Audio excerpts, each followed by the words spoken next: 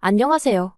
돈이라면 사족을 못 쓰는 어머님과 똥인지 된장인지 분간도 못하고 날뛰는 시동생 때문에 시댁과 절연하게 된 30대 여성입니다.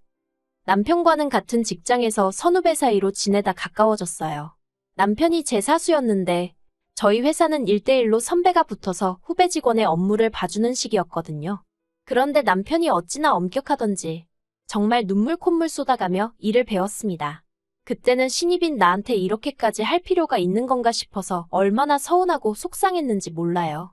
오죽하면 저렇게 성질이 더러운 사람이 어딨을까 싶어서 저런 남자랑 연애하는 여자는 정말 고생하겠다고 아주 똥 밟은 거라고 생각했다니까요. 그런데 그렇게 반년 동안 호되게 일을 가르쳤던 게 다 이유가 있었더라고요. 저와 남편은 당시 마케팅 부서에 소속되어 있었는데 마케팅 부서가 하는 일들 대부분이 사실 얼마나 타이밍을 잘 맞추는지가 중요하거든요. 그래서인지 실제로 부서 내 대부분의 직원들이 시간에 예민하고 마감 기한도 정말 중요하게 생각했지요. 그리고 저보다 3년 먼저 회사를 다녔던 남편은 이런 점들을 일찍이 깨우치지 못해서 제 발로 나가거나 회사에서 내쫓기는 신입 직원들을 심심치 않게 봤던 모양입니다. 그래서 자기 딴에는 아쉽기도 하고 측은한 마음도 들어서 도와준다는 생각으로 그렇게 독하게 굴었던 거라고요. 제 수습 기간이 끝난 이후로는 남편과 저는 직장 내에선 좋은 선후배 사이로 퇴근 후에는 좋은 오빠 동생 사이로 지내게 되었어요. 물론 이건 제 생각이고 사실 남편은 언젠가부터 계속해서 저와 만나보고 싶다며 몇 번이고 저에게 고백을 해왔답니다. 하지만 회사에서 사내 커플을 어떻게 생각할까 걱정도 되었고 젊은 남녀가 사귀다 헤어질 수도 있는 건데 그걸로 괜한 구설수에 오르내리진 않을지 걱정이 돼서 제가 계속 밀어내고 있었네요. 하지만 4년이란 시간이 흐르도록 한결같은 남편의 모습에 결국 제가 마음의 문을 열게 되었지요. 사귀는 동안 저희 두 사람 사이에는 정말 작은 말다툼조차 없었을 만큼 모든 것이 원만하게 흘러갔어요. 직장에서 매일같이 보다 보니 특별한 데이트를 자주 하고 그런 건 아니었지만 오래된 연인처럼 편안했달까요. 그리고 3년 후 저와 남편은 누가 먼저 결혼 이야기를 꺼냈던 건 아니지만 당연하다는 듯이 자연스러운 수순처럼 결혼 준비를 해나가기 시작했습니다. 본격적으로 결혼에 관한 이야기를 주고받으면서 서로의 가정 형편과 재정 상황을 오픈했어요. 일단 가정 형편부터 이야기를 하자면 저희 친정은 평범해요. 작지만 사업을 하시는 친정아버지와 전업주부이신 어머니 그리고 저와 언니까지 화목한 네 식구이지요. 돈을 쌓아놓고 살 만큼 부자는 아니었지만 그래도 경제적으로 궁핍해 본 적은 없습니다. 배우고 싶은 거, 먹고 싶은 거 대부분을 해봤기에 스스로 유복한 환경에서 자랐다고 생각하고요. 반면에 남편의 집안은 경제적으로 넉넉한 상황은 아니었어요. 특히나 건설 현장에서 일하시던 아버님은 몇 년 전 사고로 한쪽 팔을 못 쓰게 되셨는데 그로 인해 남편에게 많은 책임감이 부여된 상황이었달까요. 그렇다 보니 남편과 제가 서로 경제 사정을 오픈했을 때 솔직히 좀 놀랐던 게 사실이에요. 저도 어느 다른 또래 여자들처럼 꾸미기도 좋아하고 그렇다 보니 아주 악착같이 돈을 모으지는 못했습니다. 그래도 그때가 제가 직장 생활한 지 7, 8년쯤 되던 시기였는데 1억 정도 들고 있었거든요. 그런데 남편은 저보다 기간도 길었는데 7천밖에 없다고 하더라고요. 7천이 물론 적은 돈은 절대 아니지만 아무튼 제가 조금 당황했었답니다. 이후로 저희는 양가의 도움 없이 결혼 준비를 시작했어요. 원래부터 그럴 생각은 아니었는데 남편이 애시당초 시댁에다가는 아예 손을 벌릴 생각이 없더라고요. 그래서 저도 친정에 별다른 이야기를 하지 않았고 자연스럽게 두 사람이 모은 돈으로만 준비하게 된 거였지요. 그런데 이 상황을 알게 되신 친정아버지가 형편되는 사람이 좀 더 낼 수도 있는 거라면서 먼저 선뜻 5천만 원을 보태주시대요. 그렇다 보니 제가 거의 2배를 해가는 상황이 된 거고요. 하지만 남편과 제가 모은 돈을 다 합쳐도 2억이 되지 않다 보니 서울에서 아파트를 사기엔 턱없이 부족했어요. 그래서 제가 먼저 대출 이야기를 꺼냈습니다. 그런데 남편이 예전에 시댁이 빚으로 고생했던 기억이 있어서 대출은 내키지 않는다고 하대요. 그래서 상의 끝에 대출을 받되 제 이름으로 받고 대신 아파트도 제 명의로 하게 되었습니다. 몇몇 친구들이 그러다 이혼이라도 하게 되면 그 빚을 다 어떡하려고 하냐며 걱정을 해주긴 했는데 영끌 수준도 아니었고 제 나름대로 계산해봤을 땐 충분히 감당할 수 있겠더라고요. 아무튼 여러 가지로 남편과 원만한 합의 끝에 내린 결정이었네요. 하지만 식을 코앞에 두고 어머님께서 집이 제 명의로 되어 있다는 사실을 아시고는 크게 화를 내셨습니다. 어떻게 그런 중요한 계약을 제 이름으로 할 수가 있냐고요. 어머님께서도 제가 남편보다 결혼 비용을 더 많이 부담하는 걸 알고 계셨는데 그런 식으로 화를 내시니 솔직히 많이 당황스러웠어요. 그래서 조심스레 다시 전후 사정을 설명드렸네요. 하지만 어머님이 보여주신 태도는 한마디로 어이가 없었습니다. 명의와 돈은 별개의 문제라는 알 수 없는 말씀만 반복하셨거든요. 그리고는 급기야 저더러 이제라도 남편 명의로 바꾸던지 하다못해 공동명의라도 하라며 화까지 내시더라니까요. 그런 어머님의 모습에 놀랐지만 저는 저대로 그렇게는 못한다고 끝까지 버텼고요. 결국 남편의 중재로 정말 어머님과 끝장을 보는 일은 없었지만 식도 올리기 전에 어머님과는 사이가 완전히 틀어져 버렸네요. 이후로 어머님에게는 정말 며느리로서 도리만 했습니다. 명절이나 생신 때 찾아뵙고 그게 전부였어요. 다만 남편의 부탁으로 어머님 아버님께 매달 생활비 명목으로 50만 원씩 보내드렸네요. 그것도 드리지 말라는 친구들이 있었지만 이건 제가 어머님 때문이 아니라 편찮으신 아버님과 남편을 생각해서 드리는 돈이었지요. 그리고 아무튼 그렇게 1년쯤 지났을 때였습니다. 언젠가부터 자꾸 피곤하고 아랫배도 아프고 그래서 병원을 찾게 되었는데 거기서 생각지도 못한 이야기를 듣게 되었어요. 악성은 아니지만 제 자궁에 혹이 있다는 말이었지요. 막말로 죽을 병은 아니었지만 이제 막 아들 하나 딸 하나 낳아서 남편과 저 둘만의 가정을 꾸려나갈 꿈에 빠져있던 저에게는 무척 충격적인 소식이었네요. 그래서 남편과 상의 끝에 일단은 회사를 관두고 건강관리에 집중해보기로 했습니다. 그런데 이 소식이 저희가 생각했던 것보다 훨씬 빨리 어머님 귀에 들어갔어요. 얼마 전 시동생이 남편에게 돈 좀 빌려달라며 연락을 해왔었는데 그때 남편이 이제 저도 회사 관둬서 여유가 없단 식으로 둘러댔다고 했거든요. 자기 나름대로 입단속을 시켰다고 했는데 아무튼 그래서 어머님이 저와 남편을 호출하셨습니다.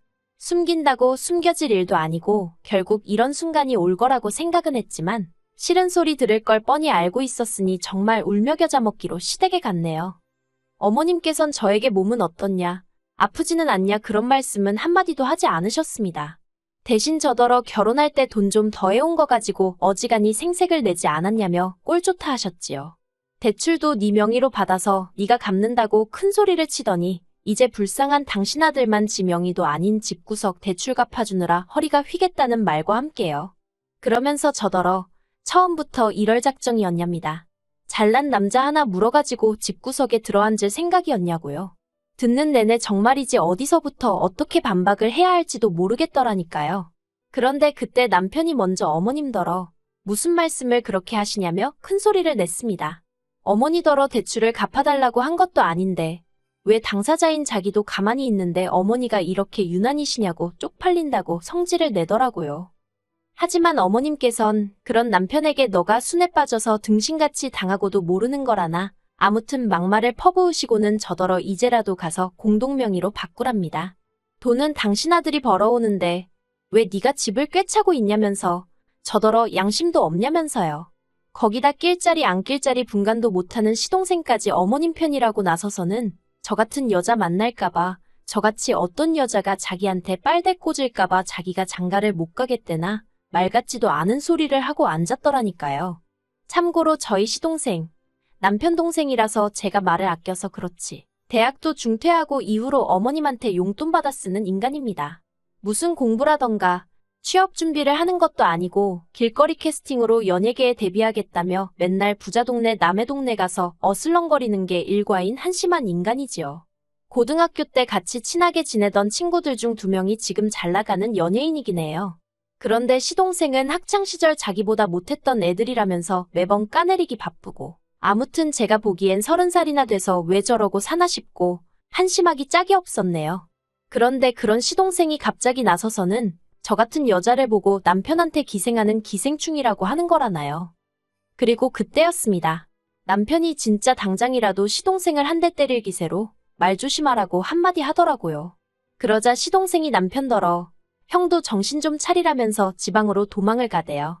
그러니 이제 어머님은 저 때문에 형제간의 의가 상했다. 이래서 사람이 잘 들어와야 한다. 정말이지 아파서 회사 관뒀다가 별의별 소리를 다 듣고 별의별 꼴을 다 본다 싶었습니다. 집으로 돌아오는 길 내내 남편이 정말 미안하다면서 사과에 사과를 거듭하대요. 하지만 남편이 사과를 했다고 해서 제 마음에 남은 상처가 바로 사라지지는 않았어요. 정말 직장을 관둔 게 제 잘못 같고, 남편이 말로는 미안하다고 해도 속으로 외벌이를 하게 된 상황을 어떻게 생각할지 걱정이 되기 시작했지요. 그래서 결국 며칠 후 친정어머니께 어머님으로부터 들었던 폭언들 중 일부만 털어놓았습니다. 솔직히 수위 조절을 정말 많이 하긴 했어요. 있는 그대로 다 말하면 집안 대 집안으로 싸움 날 것 같았거든요. 그리고 제 이야기를 들은 친정어머니께선 이래서 여자도 항상 비상금도 만들어둬야 되고 그런 거라며 아버지와 상의해 보시겠다 하시대요. 그리고 한 달쯤 지났을 무렵 친정어머니께서 저에게 서류 하나를 건네주셨습니다. 바로 어머니가 가지고 있던 상가의 등기부등본이었지요. 저는 이런 건 필요 없다고 건강만 회복하면 바로 다시 직장을 찾을 거라고 몇 번이고 손사래를 쳤어요. 하지만 친정어머니께서 하시는 말씀이 이런 거라도 하나 쥐고 있으면 시어머니가 뭐라고 한들 시쳇말로 너는 떠들어라 하고 넘겨버릴 수 있답니다. 그리고 사실 말이 나왔으니 말이지만 처녀적 모은 돈 결혼에 다 쓰고 그나마 직장까지 관두고 나니까 그렇게 마음이 허할 수가 없었어요. 텅 빈 통장만 보고 있으면 한숨이 절로 나오더라니까요. 아무튼 그렇게 상가를 증여받게 되었습니다. 외벌이를 하게 되었다는 부담에 시달렸을 남편에게도 이 기쁜 소식을 알렸지요. 그런데 남편이 보인 반응은 뜻밖이었습니다. 저희 친정부모님께 몹시 감사해 하면서도 시댁에는 말하지 말라고 신신당부를 했거든요. 저는 솔직히 당장이라도 어머님한테 상가 이야기를 하고 내가 당신 아들 등골을 빼먹지 않는다는 걸 알려드리고 싶었는데 말이에요. 하지만 제가 돈 자랑하고 싶어서 혹은 어머님께 인정받고 싶어서 환장을 했던 것도 아니고 남편이 말하지 말라는데 굳이 뭐하러 하나 싶대요. 그래서 아무 말도 안 하고 지냈어요. 그런데 얼마 지나지 않아서 남편이 왜 시댁에 말하지 말라고 했던 건지 이유를 알게 되었습니다.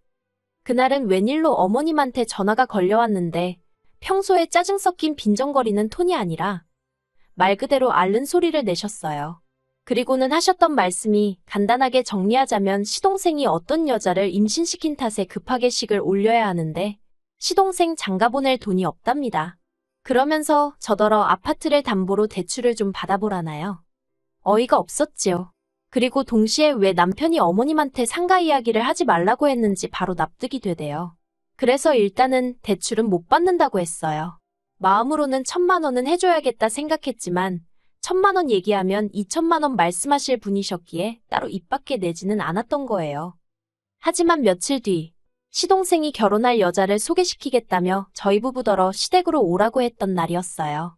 솔직히 시동생에 대한 감정은 좋지 않았지만 결혼 자체는 집안의 경사스러운 행사이니 그런 티를 내지는 않았네요. 그리고 그렇게 약속 당일 시댁에 도착했습니다. 어느 정도 어색함이 가시자 시동생은 뭐가 그리 좋은지 술을 연거푸 마셔대기 시작했어요. 그리고 취기가 올라서 그런 건지 뜬금없이 저희 남편더러 나는 형이 불쌍하다 그러는 거예요. 자기 여자친구를 가리키면서 형도 어린 여자를 만났으면 외벌이 같은 건 안 했을 거 아니냐면서요.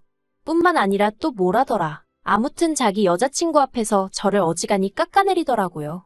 나중엔 어머님까지 가세해서는 시동생 여자친구더러 저를 닮지 않게 조심하라고 그러시는데 지금 생각해보면 거기서 시쳇말로 뚜껑이 완전히 열린 것 같아요. 남편은 남편대로 한심하다는 듯 어머님과 시동생을 보더니 이 사람 얼마 전에 월세 나오는 상가 증여받았다. 거기서만 한 달에 6,700은 나온다며 제 이야기를 하대요.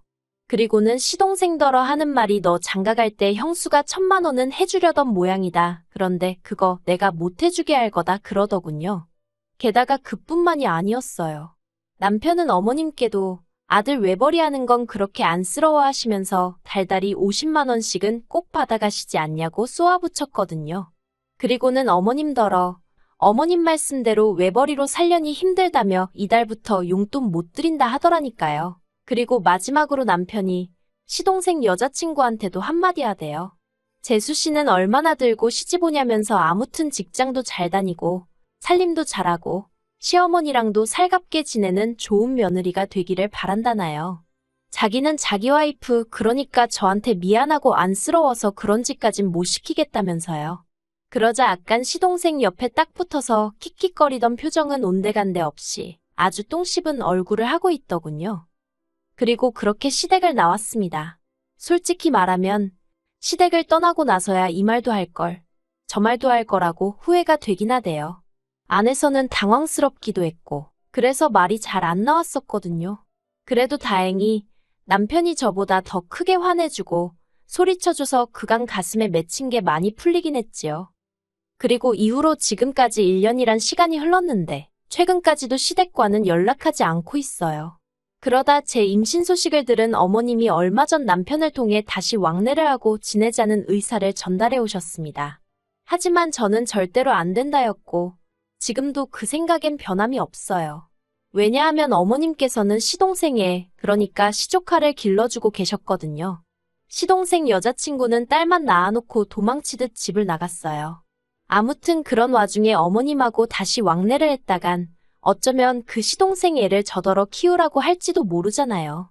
아니면 용돈도 안 드리고 있었으니까 다시 용돈에 이젠 시조카 키우는데 들어갈 돈까지 기대하실지도요. 그리고 다행히 남편도 이런 제 우려와 걱정을 이해해 주었습니다. 그래서 앞으로도 명절이나 어머님 아버님 생신 같은 날 남편만 잠깐 들려 얼굴을 비추고 오는 정도로 그만큼의 거리를 두고 살기로 했네요. 시간이 흐르다 보면 억지로 애쓰지 않아도 어머님과 다시 마주할 날이 있을지도 모르겠지만 적어도 그 시작이 저는 아닐 겁니다.